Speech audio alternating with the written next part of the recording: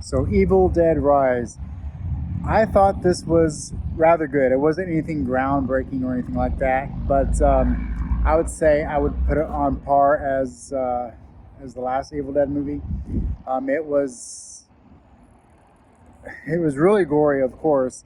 It really saved the gore till the last until the third act. It really, I mean, there was gore and there was good stuff that was happening throughout, but you knew that the buckets of blood would more than likely have to be coming, and it did deliver in that. And on the other side of things, it delivered as well. I thought there was a cast of characters and there was a story that unfolded that. Of course, I didn't watch the trailer, so I didn't really know anything about this. But I enjoyed how it kind of slowly develops into what the story was.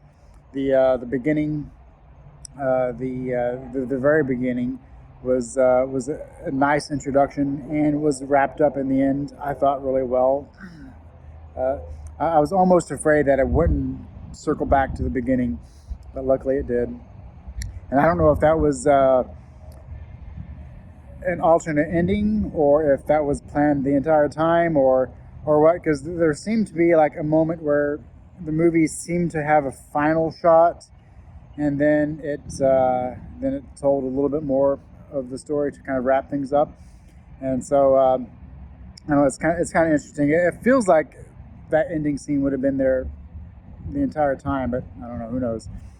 But I I especially liked the how little backstory there is.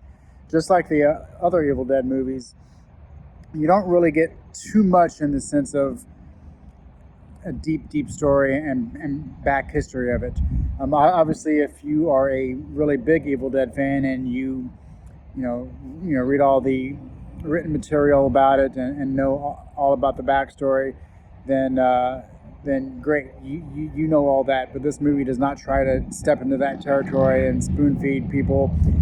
It knows that what it is a movie that is just enough on story and just enough on characters to make you care about what's going on. But it also knows that its main goal is just to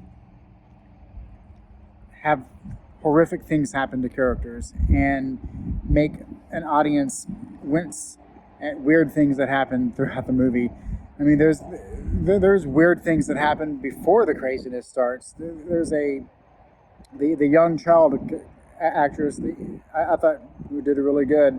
She does some things at the very beginning when her character is introduced. That's kind of wacky, but of course it pays off. But yeah, all the characters had a little something going on with them. You, the main character in the movie, the guitar technician, I like how she had the most story really about her. She was the main character. Her ultimate decision of the movie, when it finally comes, you feel for her character. You kind of see what she's going through, but it's never really explored. Any of her other relationships or much about any other people she interacts with other than her sister in this movie.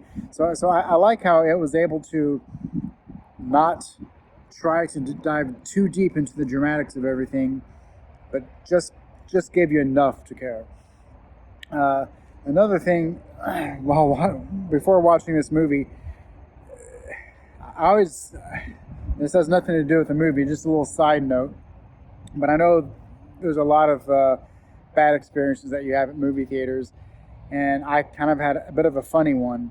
I don't know if anyone's ever done this, but I'm sitting in my seat, and it's right at the end of the previews.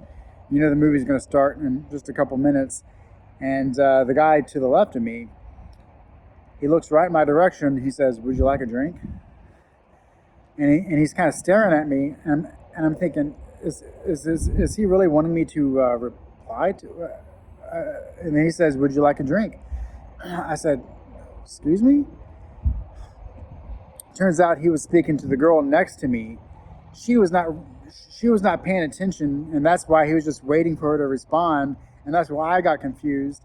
And then he said it again, And it turns out that his two daughters bought tickets, and then I got my ticket at some point, and then they wanted him to go, and of course the only seat available was an empty seat next to me. And I don't know, just sometimes when you go to the movie theaters, you might have bad experiences, but sometimes you kind of have funny, quirky ones. I did feel weird not asking him to exchange seats, but it was right before the movie was starting anyway, and I don't know, it wasn't that big of a deal, but it's just kind of funny. And luckily, there was no bad experiences in the theater while watching this one. I don't have too many bad experiences. Perhaps one day I can talk about more of those in general, but obviously this is just about Evil Dead Rise. And obviously, if you like the series, you will more than likely like this one. There's not really much of a difference between these movies as far as what they set out to do and how they deliver it. There's what you might call Easter eggs. But there's differences too. I like how they came across and did the spell and how the Book of the Dead came to be and everything.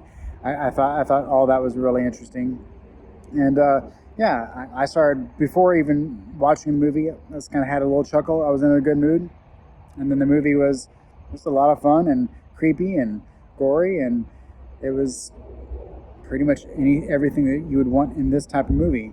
Nothing more, nothing less, and you already know if it's your type of movie, you'll probably like it, and if it's not your type of movie, then you're not going to watch it anyway. So that's my review, and I hope you enjoy it, and let me know if you do, and please like and subscribe.